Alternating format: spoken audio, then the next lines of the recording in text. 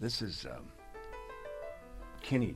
Kenny wrote this. Ken Greer wrote this intro, and I was sitting at it. We were sitting in his house. I brought basically the song in, and I said, Ken, we got to have something that is magical and as distant as the lyric, you know. And the lyric talks about Arthur Rimbaud, who I was fascinated with, and how a guy could go from writing incredibly moving poetry to running guns in Africa.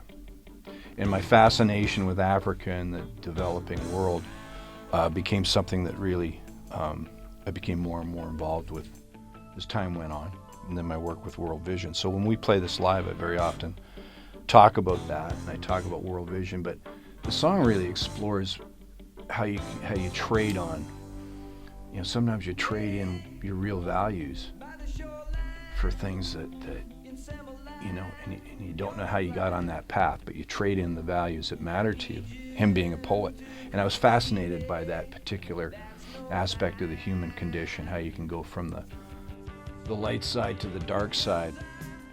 But it's kind of a shuffle, you know. We loved Little Feat at the time, so Little Feat stuff was a lot slower than this, but we kind of, you know, sped it up. And if it wasn't for this song, I'd probably be doing something else, you know.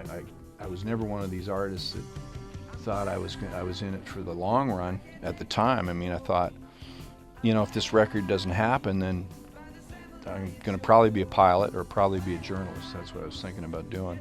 And I remember that we lost, I lost the draw to Robbie Baker, and we just signed with Bruce Allen. So we were making a big move out to Vancouver. And when we lost the draw, and it was January, and we both got the short sticks, and we had to drive the step van out west.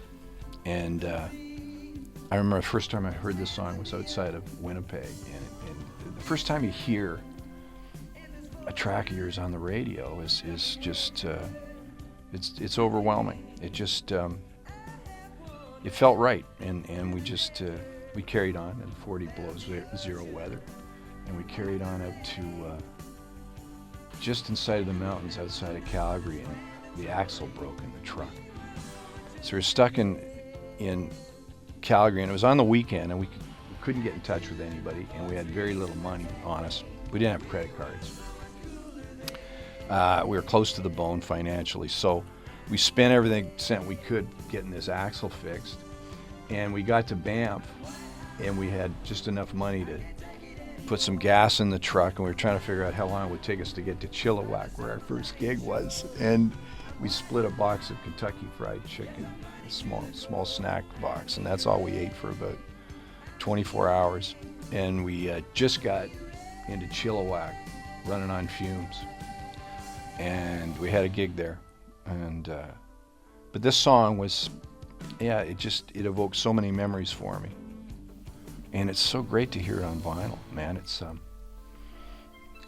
so good to see this thing and relate to it. Now I do see a lot of these, you know. People bring these to gigs and want them signed after shows and stuff. So there's quite a few of these out there. But look at this friggin' cover. This is supposed to be Avenue A down here, which is another song on the record. You can see the A. And I remember we were just appalled when we first saw this, and the record company brought this to us. But now, in some weird kitschy way, it's pretty cool. I remember we did a few years later. I did a gig with Jeff Healey. We did a charity gig in Atlanta, and Mills from REM was involved in the gig, and he came in and he had a ripped old T-shirt, and it was this T-shirt. It was one of our tour shirts, and it was all ripped and torn. And he shook my hand and said, "Oh, I'm a fan." I was overwhelmed. I said, "Well, I'm a fan of yours. You know, I loved REM." But yeah, I mean, I've always tried to write songs that would stand the test of time, and you're not always successful. But I think with this song, it's one of the ones that we play it now and people sing along and we get into it, and I feel like I'm 20 again, maybe 15, playing in a garage with my buddies. It's just got that energy, that vibe. Yeah. white hot. It takes me straight back to the thrill of taking that record home to my mum and dad's Yeah. and putting it on the record player, It's, I on the don't know. gramophone.